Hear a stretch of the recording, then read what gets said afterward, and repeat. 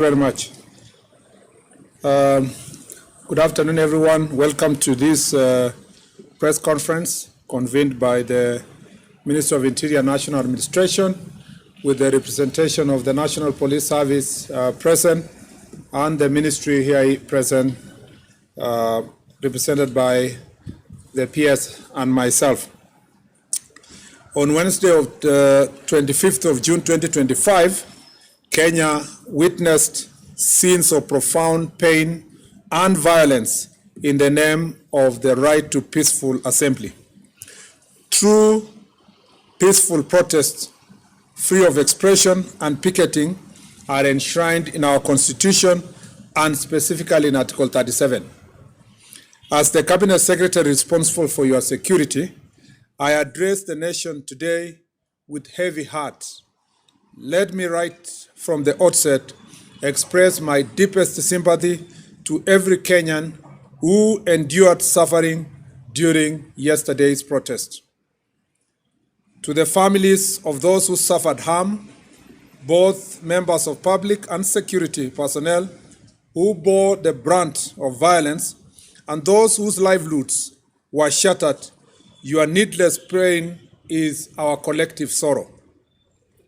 The suffering inflicted upon you remains a stain on our national conscience.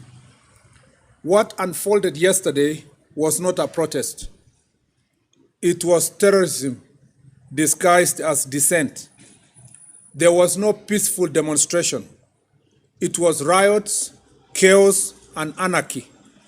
Let me therefore state unequivocally that we condemn the criminal anarchists who, in the name of peaceful demonstrations, unleashed a wave of violence, looting, sexual assault, and destruction upon our people.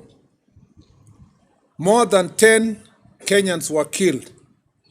Investigations are ongoing on the numbers and the circumstance that this happened. Over 400 were injured. Close to 300 are police officers. Some left with injuries they will carry for the rest of their lives. Key government installations and offices were targeted. At least 9 police stations were attacked, 5 of which were torched, including Dagoretti, Molo, and Olkalau, to name a few. 88 police vehicles were destroyed.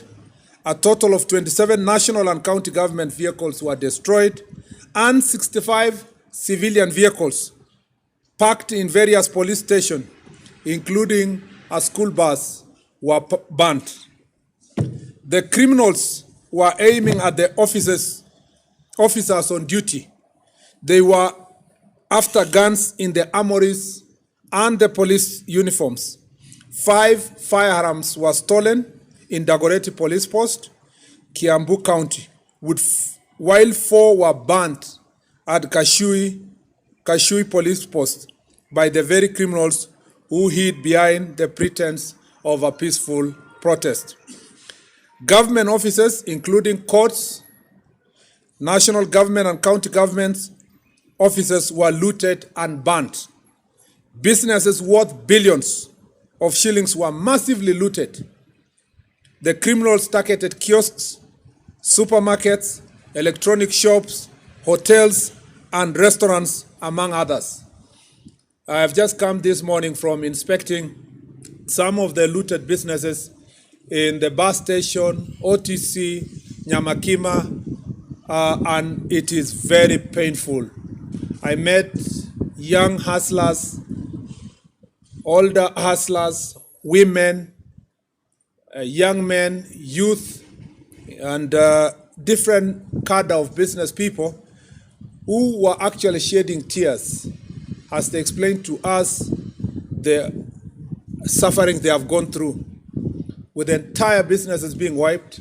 And most of these businessmen and businesswomen and youth, young business persons, were actually borrowed money from banks, and some of them from Shylocks, to just carry out their businesses. And now everything is looted and destroyed, and they have to start afresh.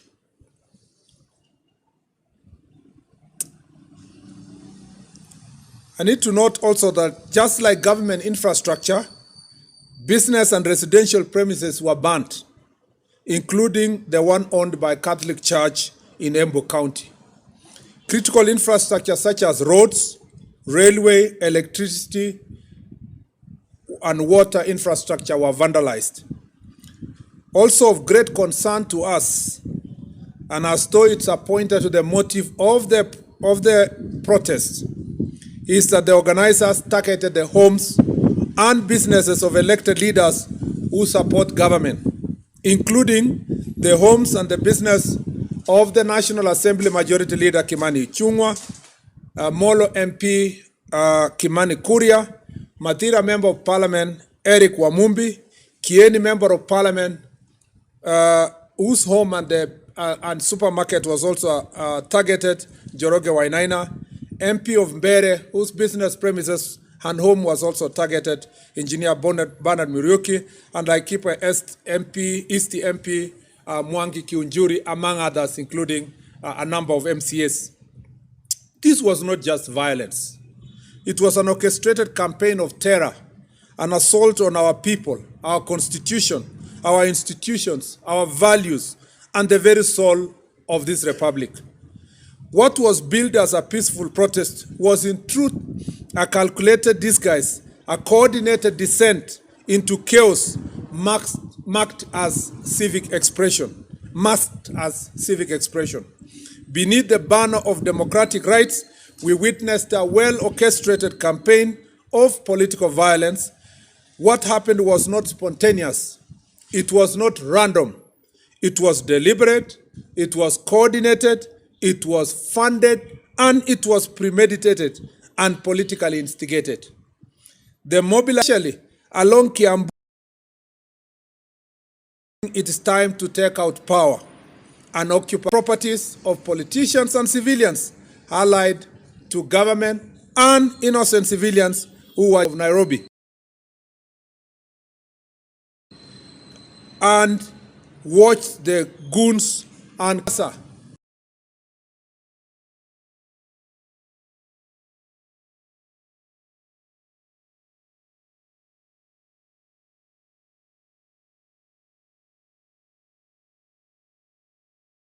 to the recently and were accompanied by law enforcement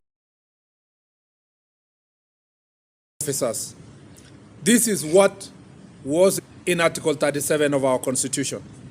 The Inspector General of Police, through the Directorate of Criminal Investigations, is carrying out investigations to apprehend and bring to justice the organizers and financiers and this well-orchestrated campaign of violence. And I want Kenyans to rest assured that the government will pursue justice relentlessly on behalf of all the affected citizens. No person will be spared regardless of their political or financial status.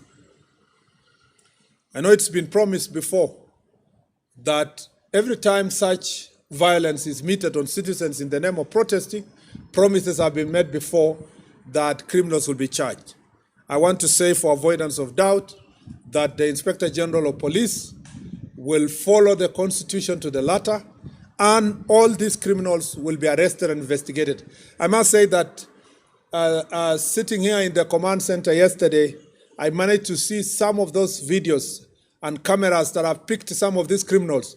And I have no doubt that we have enough evidence to make sure that these looters, including the financiers, including the vehicles that were bringing money in the name of protest, giving money to protesters in different corners of Nairobi, especially in Mwindibungu Street.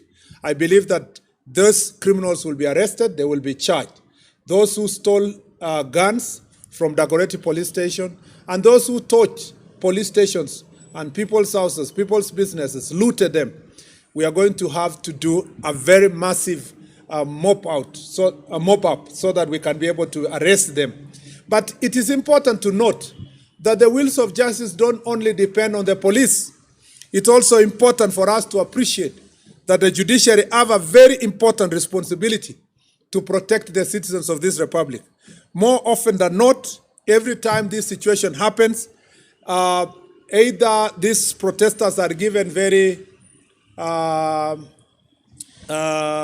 favorable bail terms, or sometimes they are even released on free bond. It is up to the judiciary to decide if they want a country of law and order or they want anarchy akin to what we saw yesterday. And as I said in my statement, recently, a section of church leaders and a section of diplomats went public and asked the Inspector General of Police not to stop anyone who wanted to come to town to protest. It is now clear that there was no protest. It was chaos, anarchy. Parliament was being targeted and State House was being targeted. Those who planned this chaos had a very premeditated plan. They shared that plan, including online, and the plan was to take the symbols of authority and democracy, our symbols of democracy in the Republic, which is Parliament and State House, to make sure that they show that they have achieved some sort of a regime change. So this is nothing to do with protests. This is nothing to do with freedom of expression. It was an unconstitutional attempt to change the regime of this republic. And this is therefore, yesterday what the police did to foil was they were able to foil an attempted coup. Our security agencies exercised remarkable restraint amid extreme provocation.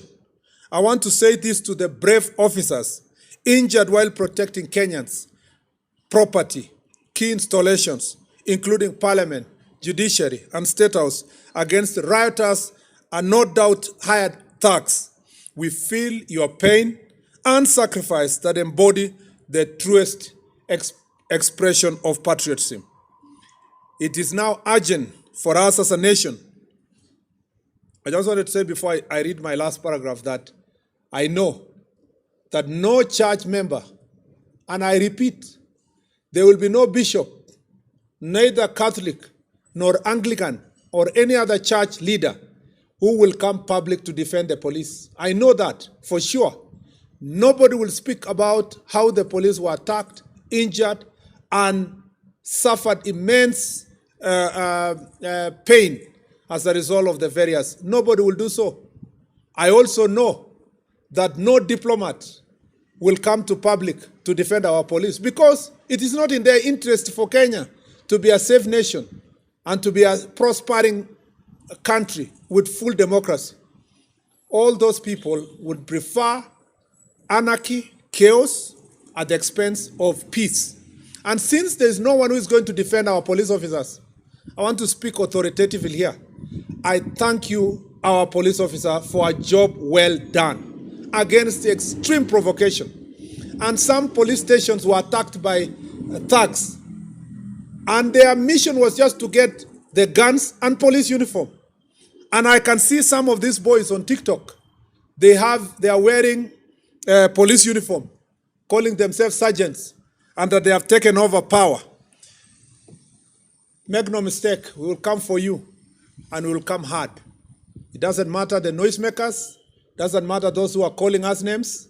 I will defend the police officers, or all the police officers who did a very good job yesterday. You have my full support, 100%.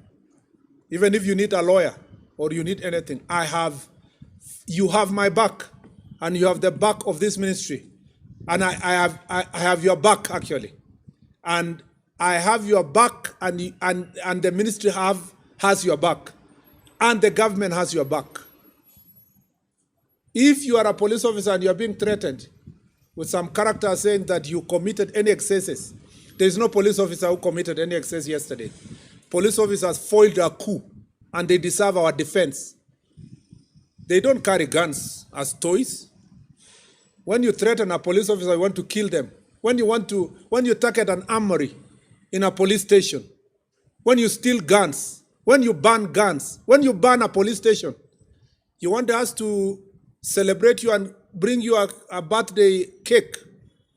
We must be serious as a country. And as long as I have this responsibility a policy responsibility of speaking on behalf of our police officers. We must defend them because it is now clear the coup plotters are not sleeping. And while they were going around campaigning against policemen for the last 3 weeks, their campaign was not a genuine campaign for the reform of police officers. They wanted to sufficiently scare us and scare the police officers so that they can have a free passage to commit the crimes that we saw yesterday. If it was not for the police officers, we would not be having this country today. We would not be sitting here to make statements. And therefore, our police officers have my full support, and I will defend them against all the orchestrated attacks that want to paint police officers as if they are lesser human beings and not daughters and sons of this republic. Therefore, it is urgent as a nation to put in place a legal framework that operationalizes Article 37 of the Constitution to ensure that demonstrations are carried out in an orderly manner. This entails providing sufficient information on the planners, purpose, day, time, and demonstrations routes, among other details, to enable the police to provide adequate security and to ensure that the demonstrations are not happening in areas that will inconvenience other Kenyans who do not want to take part, including traders and other business people. We urge all citizens to reject and denounce violence. We must deny criminals the chance to exploit legitimate grievances. We welcome dialogue with all stakeholders, including the youth, grassroots voices, traders and business leaders, civil society, and other religious groups to address systemic issues that affect Kenya. Kenya's strength lies in our unity. To those who seek chaos, our resolve to protect our motherland is unbreakable. To peaceful citizens, the government stands with you. I thank you. Thank you very much. I will take perhaps 3 questions. You introduce yourself, your name, and the station. Let me move 1, 2, and the third.